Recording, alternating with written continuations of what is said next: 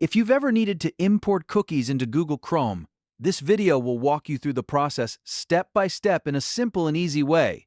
Whether you're trying to restore a session, manage browser cookies, or set up a tool that requires cookie import, I'll show you exactly how to do it. And before we get started, if this video helps you out, make sure to hit the like button and subscribe for more helpful tutorials just like this one. Alright, let's jump right in. First, open Google Chrome on your computer. Once Chrome is open, look to the top right corner of the browser and click the three dots menu. This opens the main Chrome menu where you can access different browser options and settings. From here, hover over Extensions. A side menu will appear, and then click Visit Chrome Web Store. This will take you directly to the official extension store where you can search for the tool you need. Now in the Chrome Web Store search bar, type Cookie Editor Pro.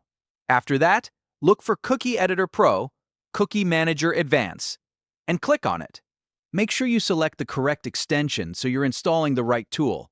On the extension page, click Add to Chrome, then confirm by clicking Add Extension when Chrome asks for permission. At this point, Chrome will automatically download and install the extension for you. Once it's installed, you'll see the extension added to your browser. Next, click the puzzle piece icon in the top right corner of Chrome. This is where all your installed extensions are stored. From the list, click Cookie Editor Pro to open the extension. Now that the extension is open, look for the plus icon. Click it to add a new cookie entry. This is the step where you can begin entering the cookie information you want to import. Add your cookie carefully into the provided field, making sure the details are correct and complete.